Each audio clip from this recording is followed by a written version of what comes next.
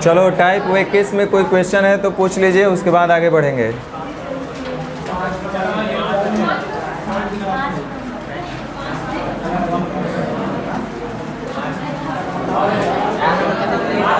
चार नंबर, देखो ये 4 नंबर ये लोग इसलिए बोल रहा है कि यहाँ बहुत सारा लिखा हुआ है। पक्का राठौर सर के असाइनमेंट का ही क्वेश्चन होगा। क्या 4 भी बता दें? देखिए हाँ बोल रहा है। क्या ही लोग पढ़ता होगा भगवान जाने। कैसे भाई तू लोग के बेड़ा पार लगेगा भगवान जाने। समान ऊंचाई की 2 मोमबत्ती है, एक ही समय पे जला भी है, और एक पहला जो है 4 घंटे में और दूसरा 3 घंटे में जल जाएगा। तो प्रथम जलने के कितने घंटे बाद पहली मोमबत्ती की ऊंचाई दूसरी मोमबत्ती की ऊंचाई का दुगना होगा। ये जो आपको दुगना दिख रहा होगा बार बार हर जगह लगभग क्वेश्चन में दुगना दिख रहा होगा। तो जब हम क्वेश्चन निकाल रहे थे तो हमको भी बार बार यही लग रहा था यार दुगना के अलावा कुछ और मिले। 20% हो जाएगा, 3 गुना हो जाएगा, 5/4 गुना हो जाएगा, तो हमको भी नहीं मिल रहा था। क्या इसको हम बताएं, बताइए। चलो हमको जितना बताने लायक लग रहा है उतना ही लिख दे रहे हैं।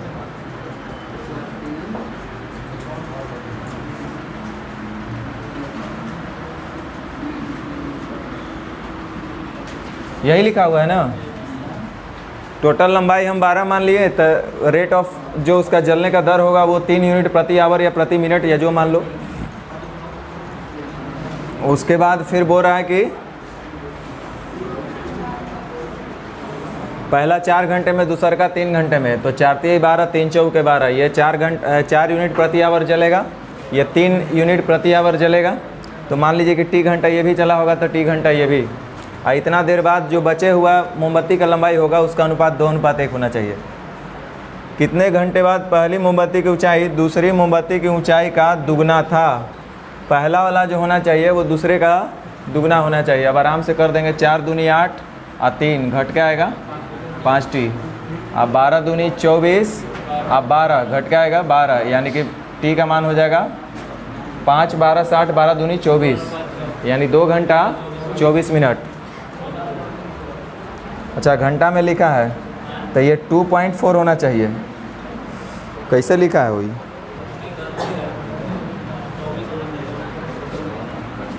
2.4 आवर 2.4 होगा। कैसे होगा रे गधा? 2/5 को 2 को 5 से भाग लाओ, कितना होगा?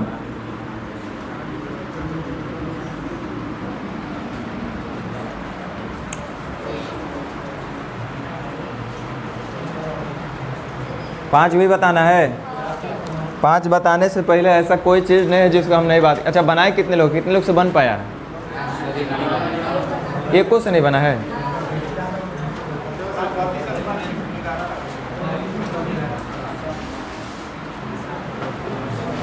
बना तो ज़रूर होगा, ये अलग बात है कि देखो हमने शुरू में ही जब बताया था ना क्वेश्चन, तो सबसे पहले हमने बेसिक तरीका बताया था। आप शायद ध्यान दिए नहीं दिए मुझे नहीं पता। जब मोमबत्ती की लंबाई समान नहीं था तो हम x और अगला को भी x मान के बनाए थे, तो इसको भी हम बना देंगे। 2 मोमबत्ती जिसकी लंबाई और मोटाई समान नहीं है तो कोई दिक्कत नहीं है। तो पहला का लेंथ अगर m होगा तो दूसरा का लेंथ n होगा।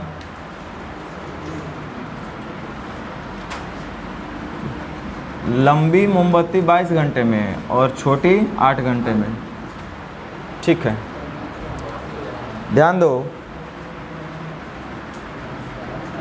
जो बड़ा है उसको हम m मान लिया, छोटे मोमबत्ती को हम n मान लेते हैं। ठीक है। अच्छा बड़ा वाला जो है लंबा है उसको जलने में कितना समय लगता है? 22 घंटा। अच्छा 22 घंटा में m यूनिट जलता होगा ना, चूँकि m लेंथ है उसका। इसका लंबाई हम कितना बोल रहे हैं? m। ये m यूनिट लंबा है और इसको जलने में इसको लगता है 22 घंटा, यानी कि ये m यूनिट लेंथ जो है आपका, इतना जलने में उसको लगेगा 22 घंटा, यानी कि 22 घंटा में m यूनिट, 22 घंटा में m यूनिट, तो 1 घंटा में कितना जलेगा? m/22 जलेगा ना। चलो इसका मतलब इसका जलने का जो दर है वो m/22 है। सही है ना, m/22 यूनिट प्रति आवर। और दूसरका को 8 घंटा लगता है, तो डायरेक्ट हम लिख दें इसका जलने का दर जो होगा N/8 यूनिट प्रति आवर होगा। भाई 8 घंटा में दूसरा मोमबत्ती की लंबाई जो है वो कितना यूनिट लंबा है? N यूनिट का है, N मीटर का है, N किलोमीटर लंबा है, सर जो मानना है मान लो। अब N मीटर लंबा ये मोमबत्ती को जलने में समय लगता है 8 घंटा, माने कि 8 घंटा में N मीटर, तो 1 घंटा में कै मीटर? N/8 मीटर बोलेंगे ना। अगर ये मीटर में मान लिए हैं तब तो इतना मीटर प्रति आवर ये जलेगा। तो मतलब इसका जलने का दर ये हो गया। अब पहलका का जलने का दर ये हो गया। कहने का मतलब ये हुआ कि 2 मोमबत्ती है आपके पास, एगो मोटा है, एगो छोटा है, एगो पतला है, एगो दुबला है, जो भी है। एगो को जलने में लगता है 22 घंटा, एगो को जलने में लगता है 8 घंटा। तो हम इसका लंबाई m मान लिए, इसका लंबाई हम x मान लिए और इसका लंबाई, अब देखिए कितना झकास समझ में आएगा।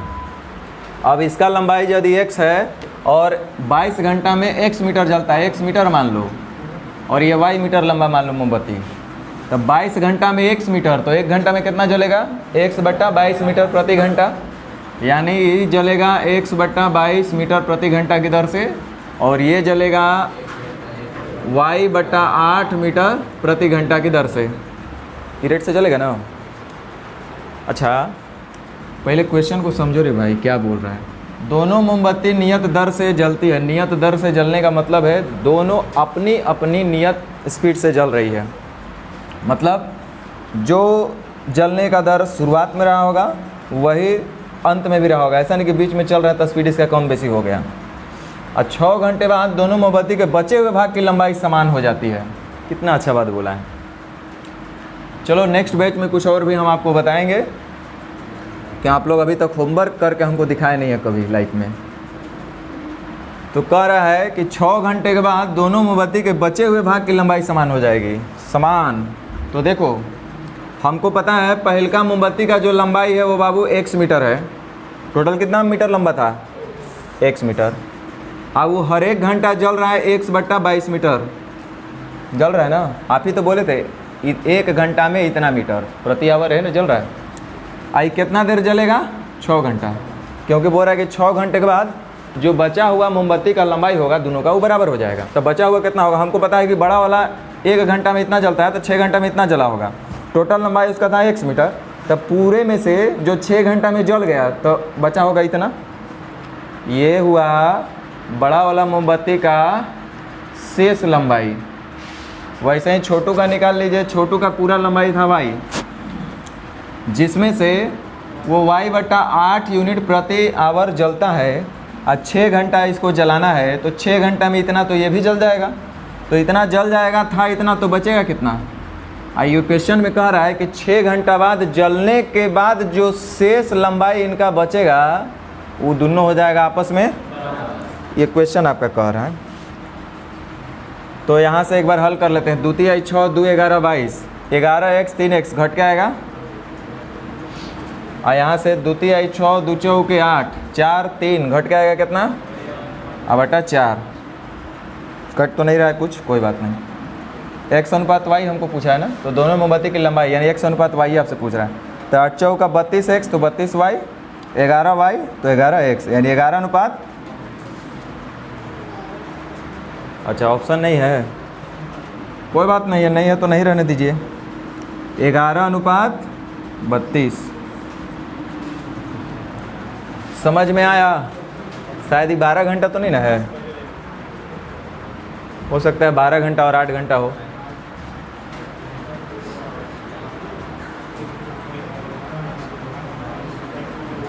देख लेते हैं। x/x/12 × 6 और दूसर का है y - y/8 × 6।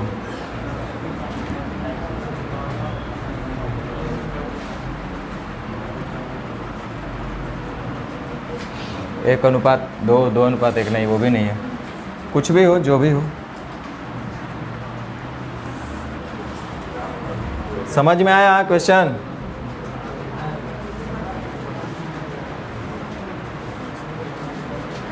अभी फिर से ये क्वेश्चन हो सकता है टाइम एंड वर्क में आ जाए, और टाइम एंड वर्क में नहीं तो समय दूरी चाल में तो आएगा ही आएगा। 6 नंबर भी बता दें? कितना आंसर आ रहा है इसका? 6 घंटा।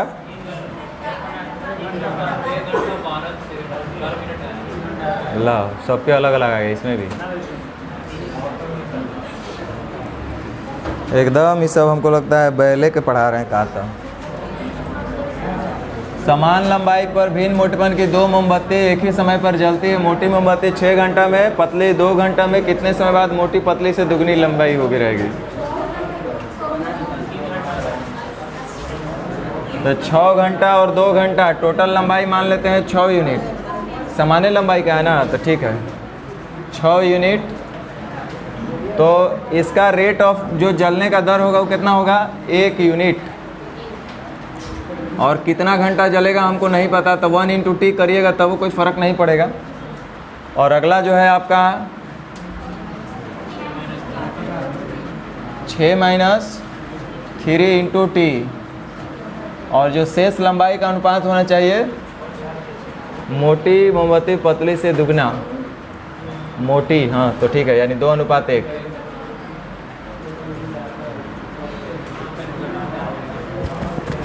अब यहाँ 3 दूनी 6 और यहाँ 1 यानी 5T बराबर 6 दूनी 12, 6 यानी T बराबर हो जाएगा 1 घंटा 12 मिनट।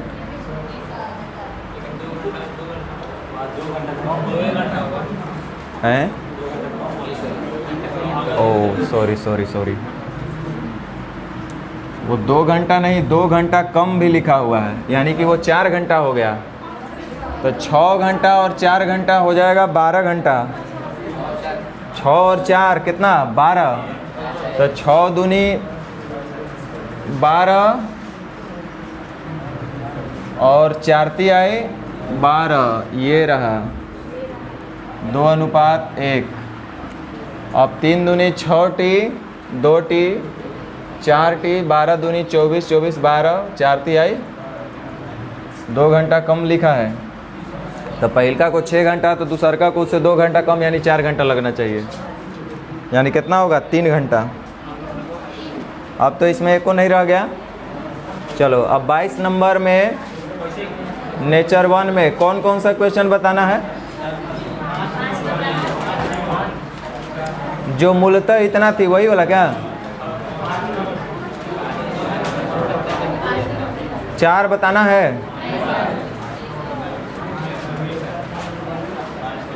ये वो लड़की बोलती है हमेशा, जानते हैं कैसे? हम तो बाई फेस उनको नहीं आज तक देखे हैं। और ये अच्छा बात भी है, नहीं तो और डर जाएंगे। अब बोलती है तो पता है कैसे बोलती है? जी सर एकदम बहादुर जैसा बोलते हैं उधर से।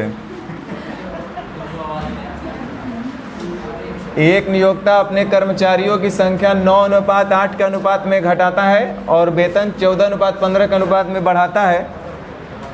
देखिए ध्यान दीजिए, संख्या को 9:8 में बढ़ा देगा और वेतन को 14:15 में बढ़ा देगा, तो टोटल वेतन जो होगा उनका पहले और अब का यही होगा ना। चलो, कुल वेतन बिल की राशि में अंतर जो मूलतः 1890 रुपये थे, उक्त 2 परिवर्तनों के बाद क्या होगा? पता है क्वेश्चन क्या पूछा जा रहा है? हाँ, यहाँ आपको हिंदी समझना है, मैथ नहीं समझना है। कुल वेतन बिल की राशि में अंतर क्या होगा जो शुरुआत में 1890 रुपया थी? यही आपसे क्वेश्चन पूछा गया है। हिंदी नहीं समझ में आए तो इंग्लिश इसका बहुत अच्छा समझ में आ जाएगा। यानी कि शुरू में 1890 रुपया था, तो 2 परिवर्तन के बाद जो अंतर आएगा वो क्या होगा, ये पूछा गया है। तो शुरुआत में हम देख रहे हैं 14वां और अंतर पूछ रहा है, तो 126 या 120 कितने का? अच्छा, दूध से 3 बार में, अच्छा 3 से काट रहे हैं। 3 दूनी 3 चौके 12, 3 दूनी 6। दूध से 21 बार में या दूध से 5 बार में? 21 9 9 5 45 दूनी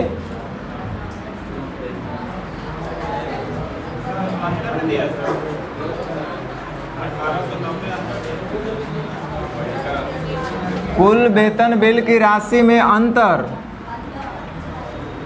जो मूलतः का मतलब पहले एक्चुअल में जो मूल जो था शुरुआती दौर में जो था वो 1890 रुपया था।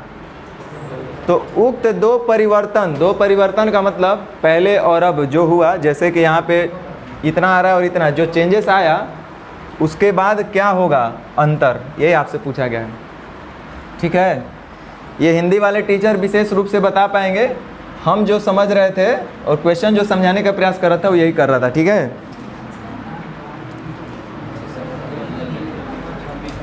और आगे बोलिए। 5 नंबर तो हम नहीं बता पाएंगे। अच्छा हाँ, बता देंगे।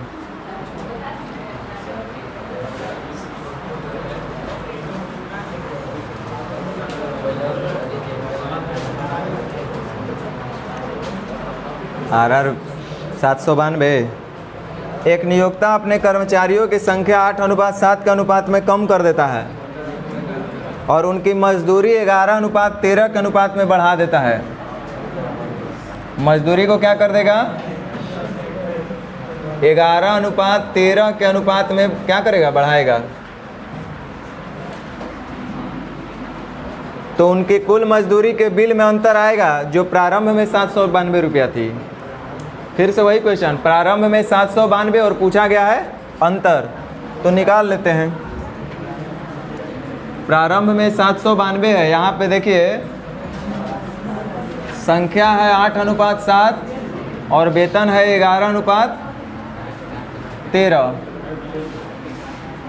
जो प्रारंभ में 792 रुपया थे, यहाँ पे प्रारंभ में कितना है? 88। पूछा गया है अंतर 88 है 91, कितना का अंतर आएगा?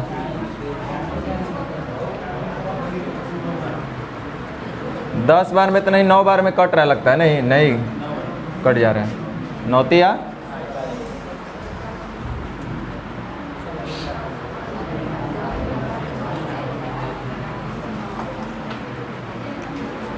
और बोल लीजिए। 6 बता देना है। देखिए कितना एक बार आराम से बोल रहा है 6। ये सब खाली आया है छापेला। हमको तो लगता है आप लोग को 3 महीना पढ़ेगा, रिकॉर्डेड टूटेगा। ऐसा महाभारत बैच कभी धरती पर नहीं हुआ जो 2 महीना से 3 महीना से रेशियो पढ़ रहे लोग। बताइए, शर्मो नहीं आ रहा है लोग को? अभी भी कभी लोग नहीं कहा कि सर होमवर्क हम बना के आएंगे, थोड़ा और होमवर्क बढ़ा दीजिए, तो कुछ कर दीजिए। लाजे शर्म नहीं है तो बोलेगा कहाँ से? तो लोग जान रहा है कि अब आ गए हैं, कोचिंग पकड़ लिए, पैसा दे रहे हैं, तो नौकरी तो अब हो ही जाएगा। जब एक वाटर पार्क में टिकट की कीमत 11:12 के अनुपात में बढ़ गई तो पार्क में आने वाले दैनिक आगंतुक की संख्या 8:7 के अनुपात में गिर जाती है। टिकट का जो कीमत है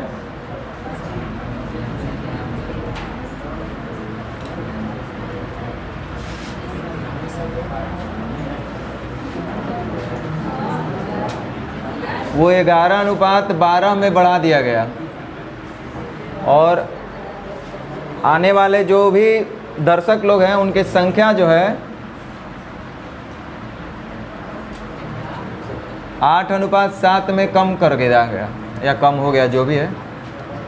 तो जो भी पार्क लगा के रखा होगा, जो भी मेला में अपना ये पार्क वगैरह लगाया होगा, तो पहले टिकट का कीमत 11 रुपया रखा था और लोग आते थे, दर्शक आते थे 8 को। तो इसका मतलब मालिक को, जो भी वाटर पार्क का मालिक है, उसको पर डे 11/8 88 रुपया का इनकम होता होगा। Income in the sense total value उसके पास कलेक्ट होता होगा। लेकिन अब क्या हो गया कि टिकट का कीमत 12 रुपया कर दिया और लोग आ रहे हैं, दर्शक आ रहे हैं 7 को, तब 12 सते ओबियसली जो है इसका टोटल इनकम में कमी भी हो जा रहा है। खैर, अब देखो क्या पूछा जा रहा है।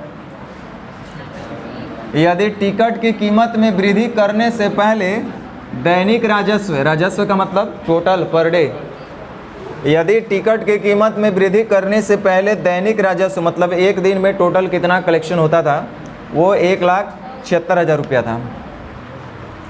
हमको दिख रहा है यहाँ पे कि वृद्धि से पहले या कमी से पहले टिकट की कीमत में वृद्धि। तो टिकट की कीमत में वृद्धि करने से पहले का मतलब ये, जो दैनिक राजस्व था 1,76,000 रुपया था पर डे, और हमको दिख रहा है अभी कितना है। तो पूछ रहा है तो टिकट की कीमत में वृद्धि करने के बाद प्राप्त हुआ दैनिक राजस्व ज्ञात कीजिए। तो गधवो बना देता है 2 बार में।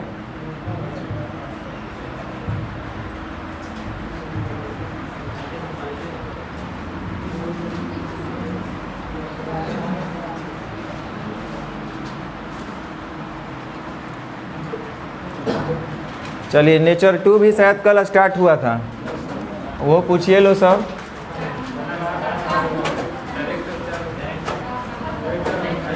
चार से पहले सबका बन गया है, बना है ना सबका।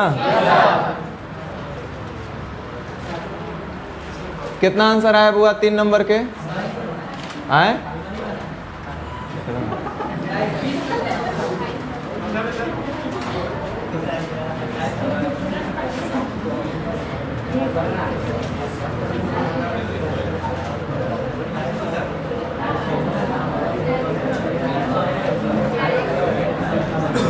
यूट्यूब वाला चल रहा है, सबको समझ में आ गया? यस टाइप करो, यस है।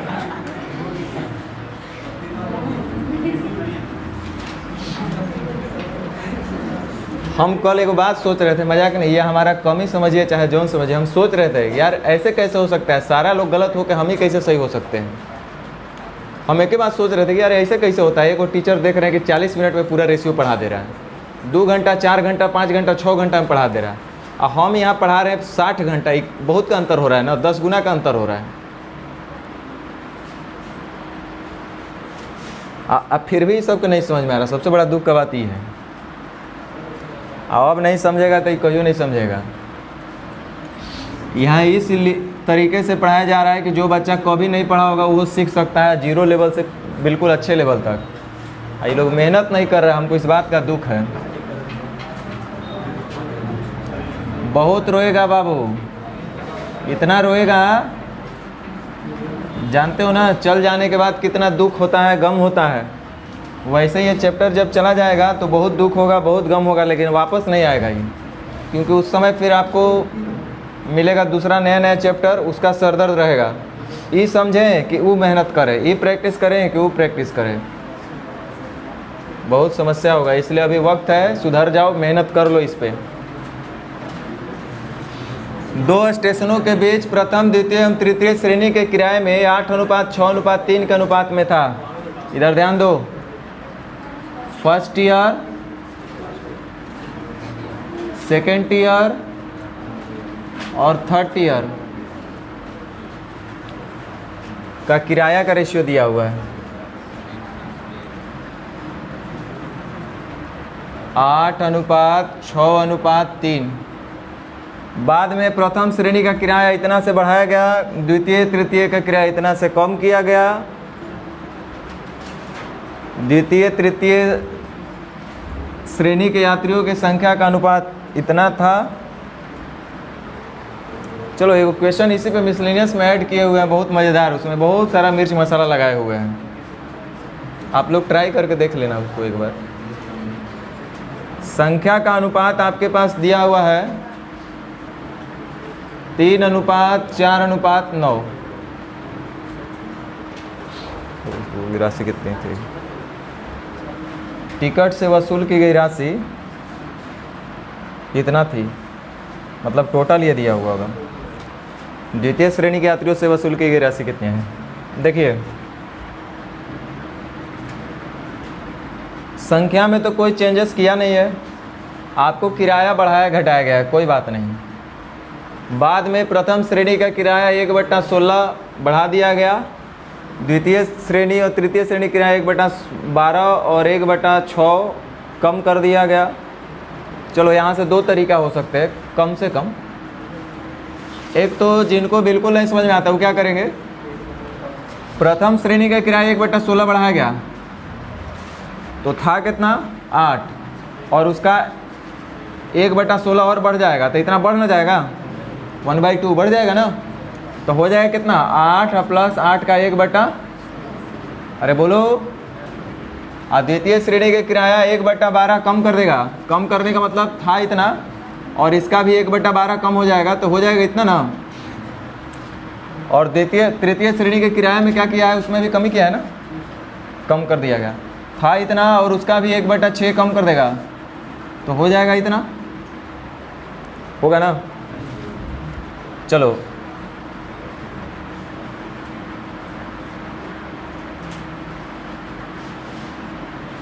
अब हम लोग कैसे करते हैं, देखो 8:6:3 है। 1/16 बढ़ा देंगे, 1/16 जोड़ देंगे, 1/16 घटा देंगे, ये शुरुआते में आपको सिखाए थे। तो 1/16 बढ़ाने का मतलब होगा 16, बढ़ेगा 1, तो बढ़ने के बाद कितना हो जाएगा 1/12 कम करने का मतलब होगा 12, कम होगा 1 तो हो जाएगा 11। 1/6 कम करने का मतलब होगा 6, कम होगा 1 तो हो जाएगा। ये तो समझ में आता होगा।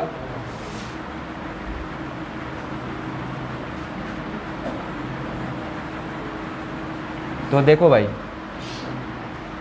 अगर हम इसका 1/16 भाग बढ़ाएंगे तो होगा 16, बढ़ाएंगे 1 तो हो जाएगा कितना। कहने का मतलब पहले था 16 और अब हो जाएगा कितना। अब पहले यहाँ पे हमको दिख रहा है कितना 8, तो पहले का तुलना पहले से वर्तमान निकालना है तो कैसे गुना 17 से, यानी कि वृद्धि के बाद का। उसी तरह से सेकेंड ईयर में पहले किराया लगता था 6 और 1/12 कम कर दीजिएगा तो होगा पहले कितना। तो पहले का तुलना पहले से वर्तमान निकालना है तो कैसे गुना। उसी तरह से थर्ड ईयर में 1/6 कम करने का मतलब होगा 6, कम होगा 1 तो हो जाएगा 5। तो पहले का तुलना पहले 6 से अभी का निकालना है तो 5 से गुना। क्या यहाँ तक समझ में आया। आज जब यहाँ तक समझ में आया तो कोई दिक्कत नहीं है। 1/2 1/2 1/2 ये तो सेम ही रह गया। ये 2 2 2 कट गया तो बचा कितना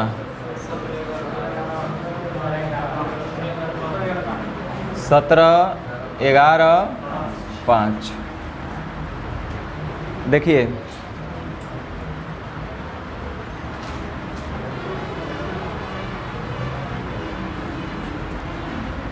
मतलब अब हम बोल सकते हैं कि वृद्धि के बाद जो अब फर्स्ट ईयर का किराया लगेगा वो 17, यात्री हैं 3, तो इसका मतलब टोटल किराया मिलेगा रेलवे को। उसी तरह से अब सेकेंड ईयर में किराया हो गया है 11, यात्री हैं 4, तो किराया टोटल मिलेगा 44। आई 9×5। चलिए प्रश्न में एगो लिखा है 2,24,000 कौन चीज़ है थोड़ा देख लेते हैं।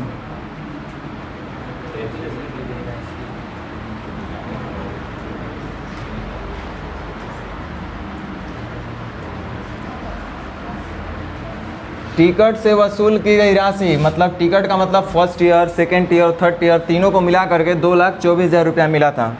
यहाँ जोड़ते हैं 5 4 9 और 1 10, 5 4 9 5 14, टोटल इतना हुआ। तो पूछ रहा है द्वितीय श्रेणी के यात्रियों से वसूल की गई राशि कितनी थी। द्वितीय श्रेणी के यात्री, तो द्वितीय श्रेणी का यात्री कितना है 0 से 0 खत्म, 2 से 7 बार में और 2 से 22 बार में। 17 का 21 और 7 दूनी, तो 2 0 तो रह गया। अभी इधर 22 दूनी, अब 22 या 66 और 4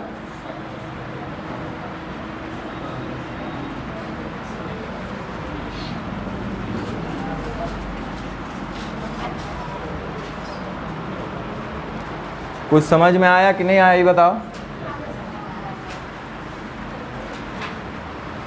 देखें एक मिनट असाइनमेंट हुआ, बोलो समझ में आया कि नहीं आया।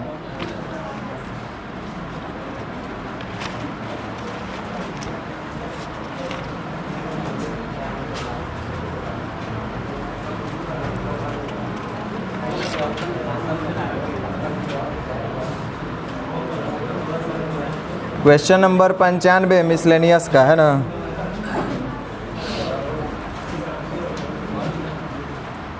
चलो आप लोग एक काम करना, होमवर्क में 2 क्वेश्चन पहले लिखो। मिसलेनियस का क्वेश्चन नंबर 83, सेम इसी का छोटा सा एक ग्रुप है। मिसलेनियस जो आपका दिया हुआ है ना, उसमें आप क्वेश्चन नंबर 83 बनाएंगे, 83, और आप ट्राई करेंगे 95। 95 जरूर बनाना, कोशिश करना, कोशिश करने वालों का हार नहीं होता है। 83 और 95। चलिए आगे बोलिए, ख़त्म हो गया? चलो कोई बात नहीं।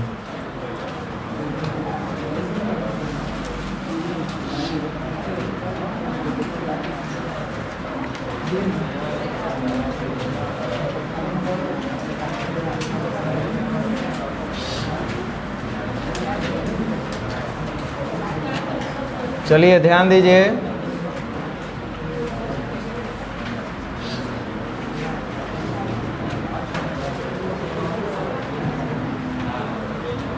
इस टाइप को रोक देते हैं। चलो आगे बढ़ते हैं। ये अभी जो आपका नेचर 2 को दिख रहा है ना, थोड़ा सा आप बढ़िया से अभी अपने आप में मेहनत करते रहिए, फिर ये दोनों नेचर हम बना देंगे। उससे पहले हम थोड़ा सा दूसरा एगो स्टार्ट कर लेते हैं हम लोग। अभी आप लोग कुछ दिन पहले एगो बहुत बढ़िया टाइप पढ़े थे,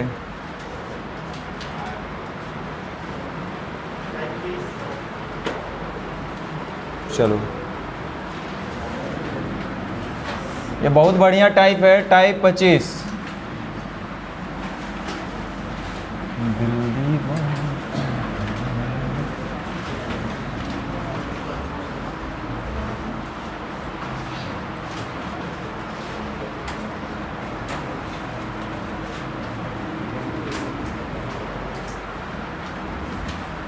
ऐसा कोई असाइनमेंट नहीं होगा जिसमें ये क्वेश्चन आपको नहीं मिलेगा। ए, बी और सी की आय जो है 7:9:12 के अनुपात में है, और उनका खर्च का अनुपात 8:9:15 के अनुपात में है। यदि ए अपनी आय का 1/4 भाग बचाता है तो ए बी सी के बचत का अनुपात क्या होगा? ये पूरा टाइप सेम कॉन्सेप्ट पे लगभग 10-11 क्वेश्चन दिए हुए हैं। अच्छा टाइप है, देखो आप लोग।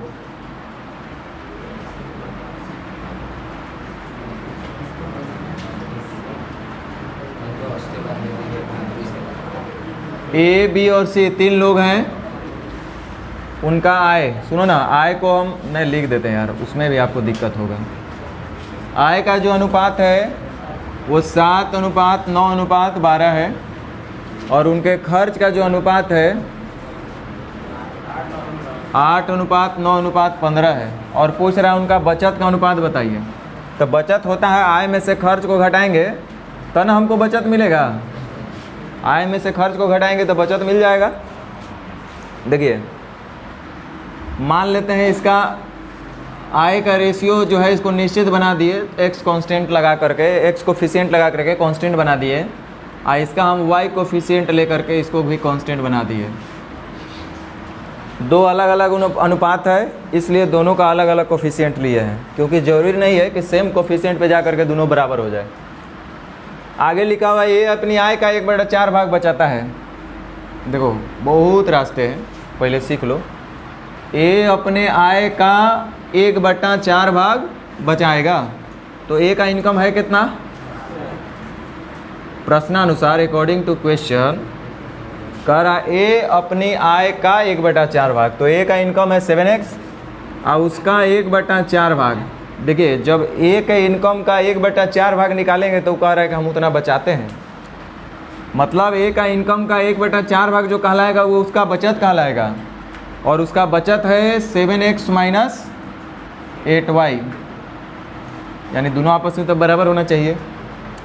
क्वेश्चन कह रहा है कि ए अपने आय का 1/4 भाग बचत करता है, तो ए का बचत होगा मतलब उसके इनकम का 1/4 होगा, यानी कि 25%।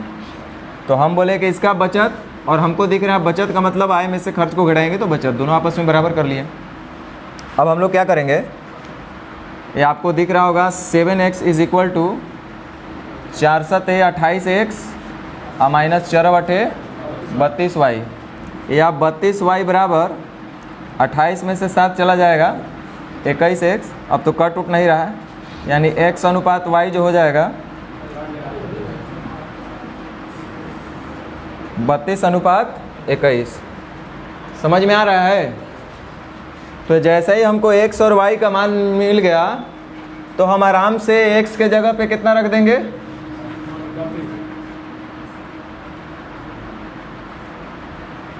और y के बदले हम कितना रखेंगे 21।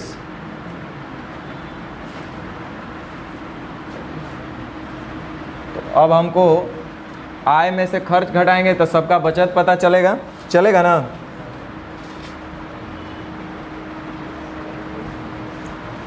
तो ये कितना 32 से गुना कर रहे थे, तो 7 तेरी का 21 210 और 14 224 हो जाएगा ना।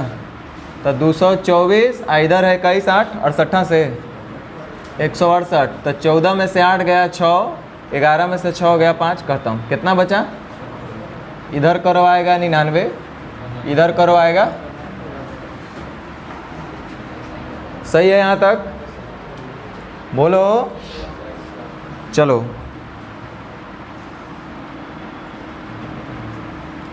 किन्हीं को लगेगा कि सर ये अपनी आय का 1/4 भाग बचाता है तो इसका मतलब 3/4 भाग खर्च करता है। वैसे भी तो सोचेगा ना, सोचने वाला कैसे सोच सकता है भाई। यदि ये अपने आय का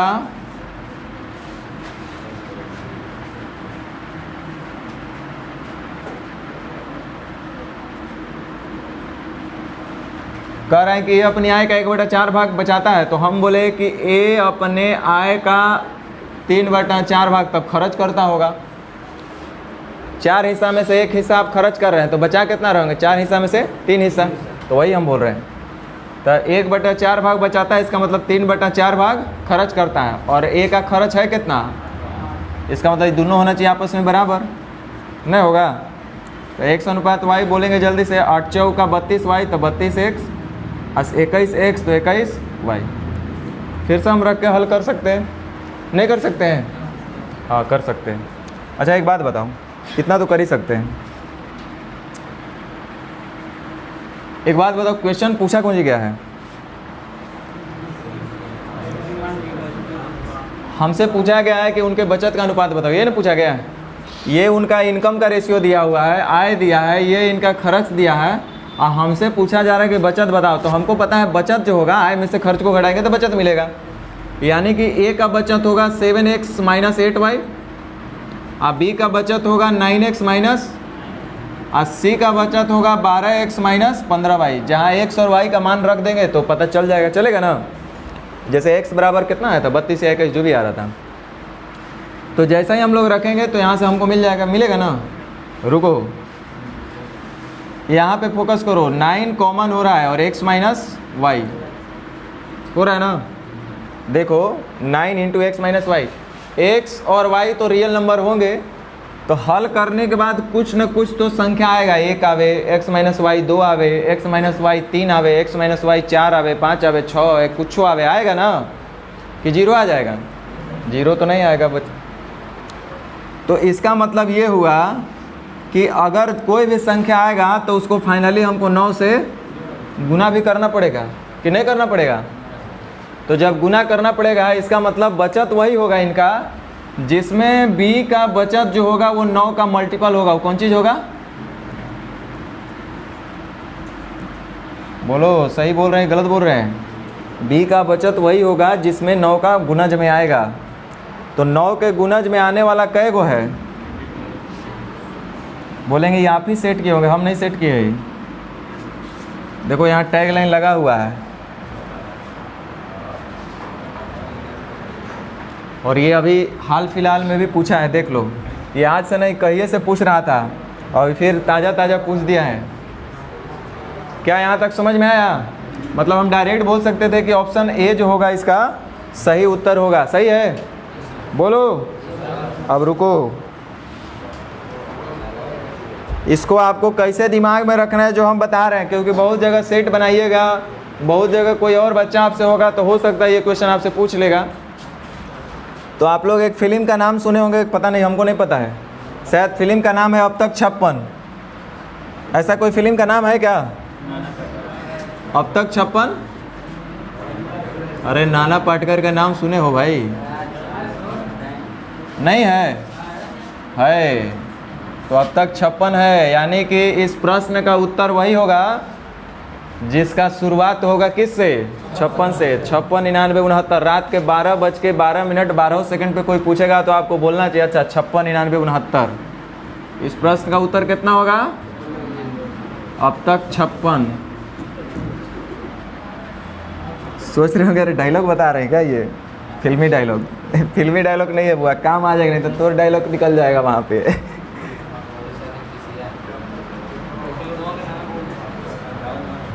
चलो यहाँ ध्यान दो, अब इधर ध्यान दो। इतना मेहनत कर रहे हैं ऐसे ही नहीं, इसमें है बहुत सारा 11 गो है, फिर तो हमको बनाना है। आप तो जाने करो ना, तू कितना करबो तारा से हम पूछबे करब काल। 7:9:12 है, ABC कहाँ है?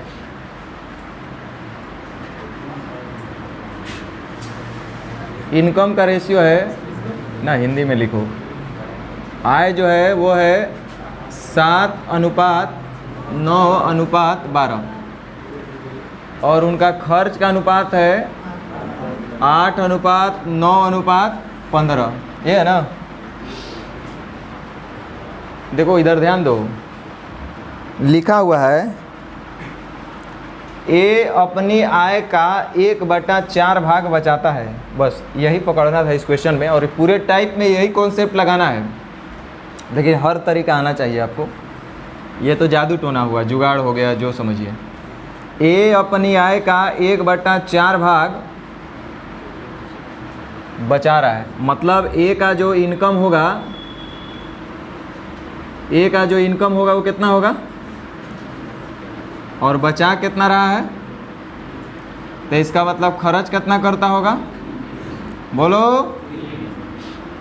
इसका मतलब हमको एक बात समझ में आया कि ए का आय और खर्च का अनुपात जब कभी भी होगा तो 4:। गलत तो नहीं बोल रहा है? खुदे तो बोल रहा है कि हमारा ए का जो इनकम और खर्च का अनुपात है वो 4:3 है। देखो मतलब ए का इनकम और खर्च का अनुपात जो होना चाहिए वो 4:। इसका मतलब ए के इनकम को और खर्च को हमको किस रेशियो में बनाना होगा? 4:। कैसे बनेगा?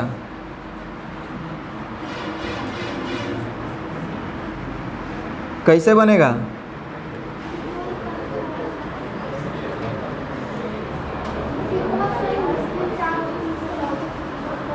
बिल्कुल गधा, अभी पहले हम आप लोग को पढ़ाए थे असमान बर्तन, पढ़ाए थे ना।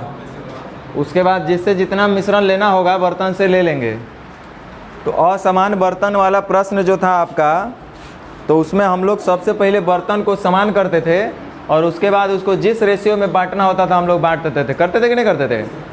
तो हमको यदि ए का आय और खर्च का अनुपात यदि हमको 4:3 रखना है तो सबसे पहले दोनों को क्या करना पड़ेगा? बराबर। मतलब ए का इनकम और खर्च को सबसे पहले बराबर करना पड़ेगा ना, बोलो। तो बराबर करने का मतलब हुआ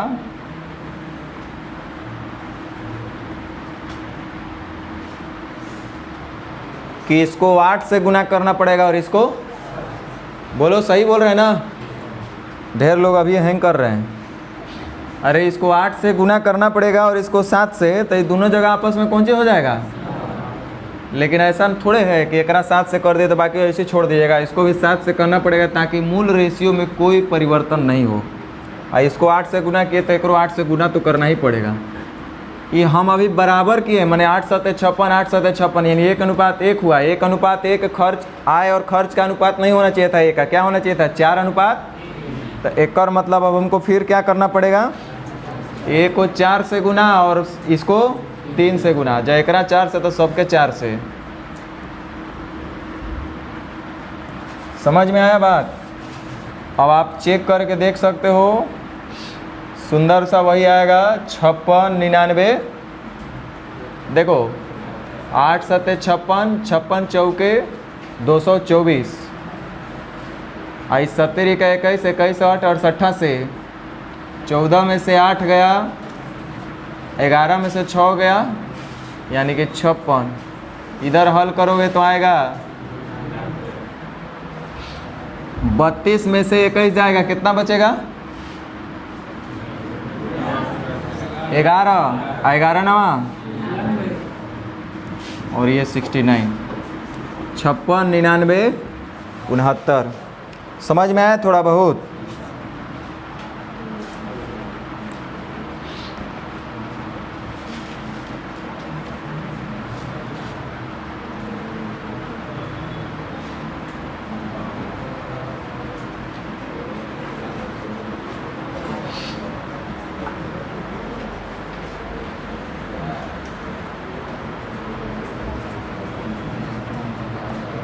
कर ए और बी की मासिक आय का अनुपात, आय का जो अनुपात है, इनकम का जो रेशियो है वो 3:5 है, और उनकी बचत सेविंग का जो अनुपात है वो 2:3 है। कह रहा है बी की आय ए की बचत का 3 गुना है। मतलब बी का जो इनकम होगा, बी का जो इनकम होगा वो ए के बचत का 3 गुना होगा। देखो ऐसा क्वेश्चन बोला, हम नहीं बोल रहे हैं। बी का जो इनकम है वो ए के बचत का कई गुना है। इसका मतलब ए का बचत और बी का इनकम का जो अनुपात होना चाहिए वो 1:3 होना चाहिए।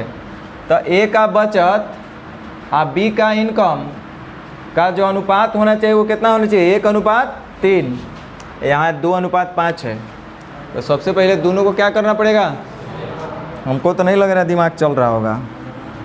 देखो रे भाई क्या बोला है, बी का जो आय है वो ए का बचत का 3 गुना है। बी का जो इनकम है वो ए का बचत का 3 गुना है। 3 गुना का मतलब इसका और इसका बीच का अनुपात 1:3 होना चाहिए। तो 1:3 होने के लिए हमको सबसे पहले क्या करना पड़ेगा? दोनों को समान करना पड़ेगा। तो समान करने के लिए इसको करना पड़ेगा कैसे गुना? 2 × 10 और 5 दूनी, अच्छा जब इसको 2 से तय करो 2 से, इसको 5 से तय, इसको भी 5 से, कोई फ़र्क भी तो नहीं पड़ा अभी तक। अब रुक जाओ, हमको सेम नहीं करना है, हमको इसका सेविंग और इसका इनकम का अनुपात रखना है 1:। तो इसको 1 से गुना करना पड़ेगा और इसको भी 3 से करना पड़ेगा। इसको 1 से करिए चाहे न करिए, बात तो सेम रहा। हो गया ना? अब जो ही पूछेगा बता सकते हैं। ए और बी के खर्च का अनुपात ज्ञात कीजिए। ए और बी का खर्च कैसे निकलेगा? इनकम में से बचत को घटाएंगे तो खर्च निकल जाएगा। तो 3 × 9 दूनी 18 में से 10 जाएगा, कितना बचेगा? आप 5 दूनी 10 या 30 में से 15 जाएगा, कितना बचेगा?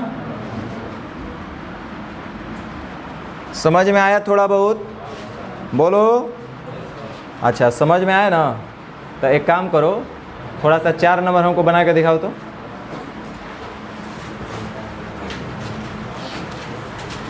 जल्दी।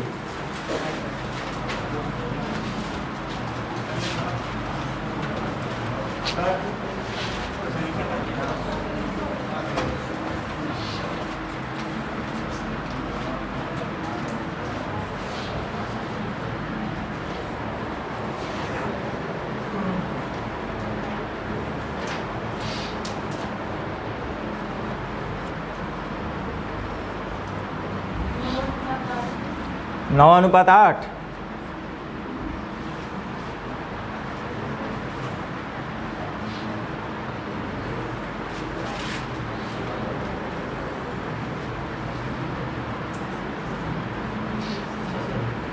आप बैठे हुए हैं, आप कंपटीशन से बाहर हैं।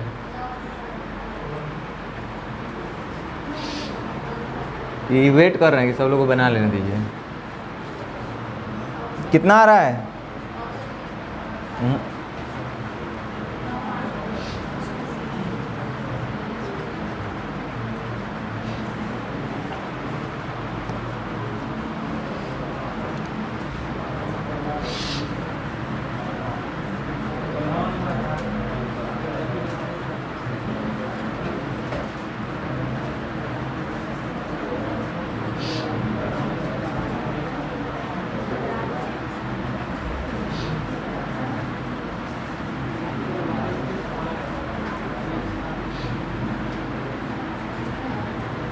11 में तो कुछ करना भी नहीं था, इसमें तो कुछ करना ही नहीं था रे भाई, खाली बराबर कर देना था बस, उतने पे आंसर आ जाता। आप लोग समझ नहीं रहे इसलिए दिक्कत है। देखो इनका आय का रेशियो x और y का दिया है 5:4, खर्च का रेशियो 9:7, कह रहा है y का इनकम x के खर्च के बराबर है। बराबर है का मतलब 1:1 बराबर है। तो y का इनकम और e का एक्सपेंडिचर दोनों होना चाहिए आपस में कौन चीज़, तो बराबर करेंगे। बराबर करने के लिए इसको करना पड़ेगा 4 से और इसको करना पड़ेगा 9 से, हो गया बराबर। y का इनकम x का एक्सपेंडिचर दोनों बराबर हो गया ना, तो इसको भी 9 से और इसको भी 4 से। अब बचत का अनुपात पूछा है, 45 में से 36 चल जाएगा, कितना बचेगा, 36 में से 28 चल जाएगा, कितना,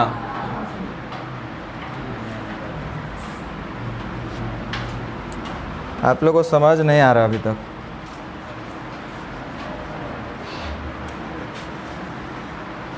चलो बनाओ।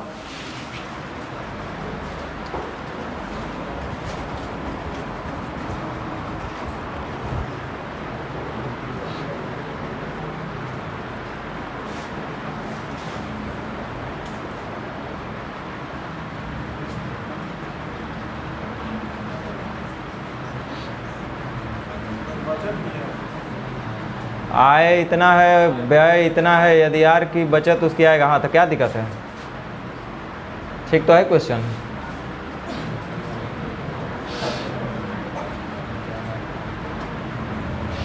क्वेश्चन में कोई दिक्कत नहीं है।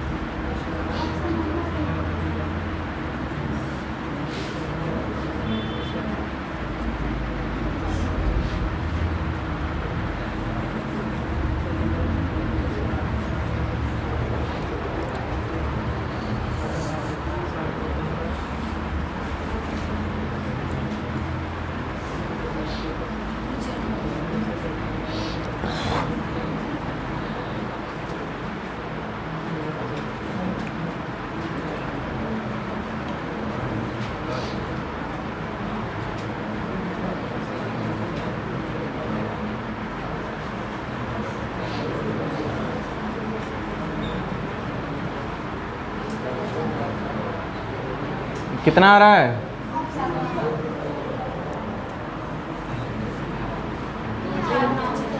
कितना,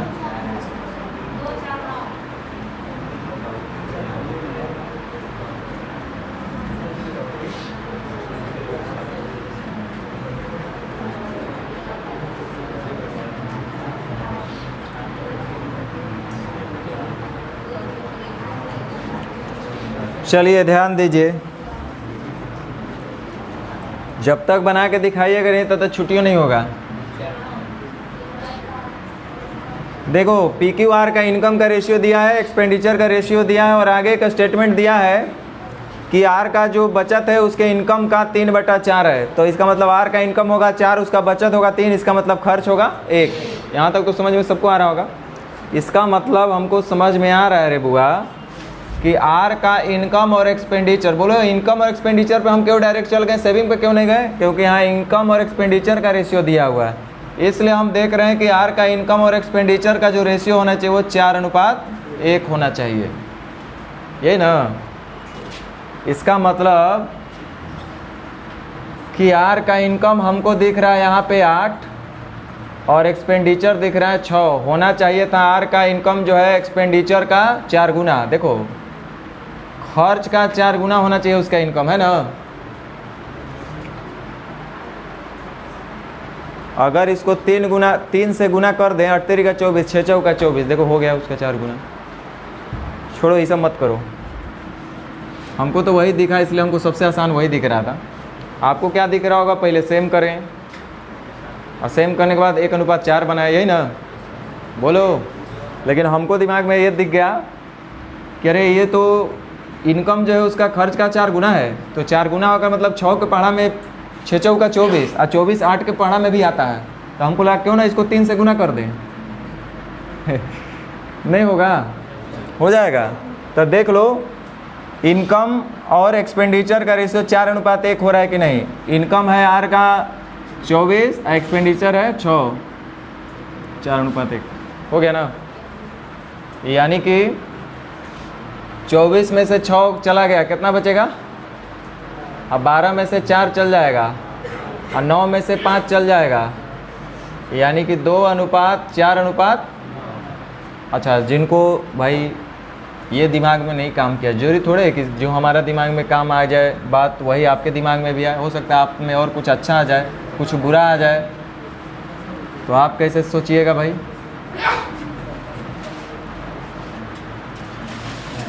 तीन 3:4:8 है।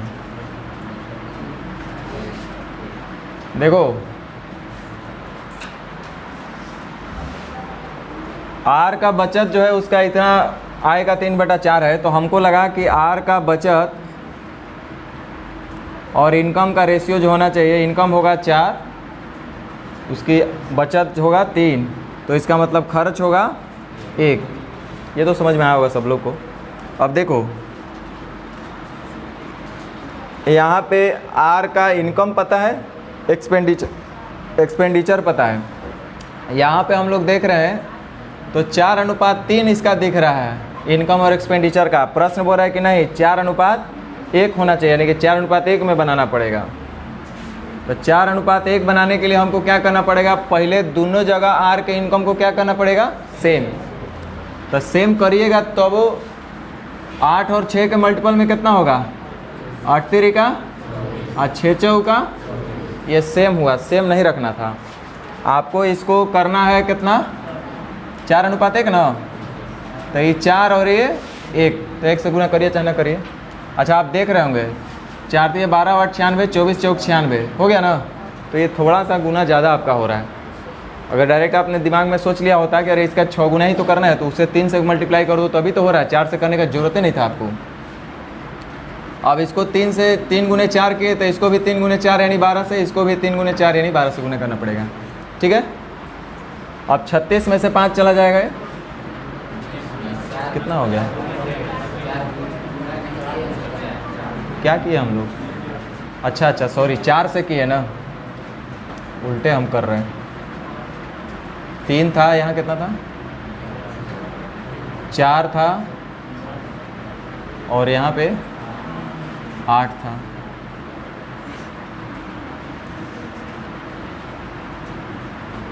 हमको क्या करना है कि इनका रेशियो, इनकम था 4, बचत हो रहा है 3 और खर्च हो रहा है 1। हमको इसका खर्च और इनकम में रेशियो जो बनाना है वो 1:4 या 4:1 इनकम और एक्सपेंडिचर का। तो देखो सबसे पहले इसके इनकम को हमको क्या करना पड़ेगा? इनकम और एक्सपेंडिचर को दोनों जगह क्या करेंगे? सेम। तो दोनों जगह सेम करने का मतलब हुआ 8 को 3 से या 6 को 4 से, 8 3 24, 6 चौका 24, दोनों जगह सेम हो गया। अब सेम नहीं करना है, इसको 4 बनाना है और इसको 1, तो 1 से गुना करिए चाहे ना करिए। अब इसको 4 3 12 से किए तो सबको 12 से, ठीक तो है? इसको भी 12 से। अच्छा, इसको 4 से भी तो गुना किए हैं, तो इसको भी 4 से और इसको भी 4 से। सही है? अब यहाँ पे है 12 3 36, यहाँ 5 चौका 20, कितना आएगा? 12 चौका 48, 4 चौका 16, कितना आएगा? 16 दूनी 32। यहाँ पे है 24 चौक 96 में से 6 चौका 24, 72। अब 8 से कट भी रहा है। 2:4 कैसा हूँ करिए, कोई फ़र्क नहीं पड़ता। लेकिन अगर आप डायरेक्ट सोच लिए होते वैसे कि उसका 4 गुना हो रहा है, तो ये बहुत ईजी था चीज़ सोचना। समझ में आया बात? तो अब बना लेंगे आप लोग, बोलो। ये डायरेक्ट बोला है ए की आय और बी की बचत का अनुपात 15:4 होना चाहिए। अभी तक आप लोग 1/4 और 5/4 करके रिलेशन निकालते थे। डायरेक्ट बोला कि ए का आय और बी का बचत का जो अनुपात होना चाहिए वो 15:4 होना चाहिए।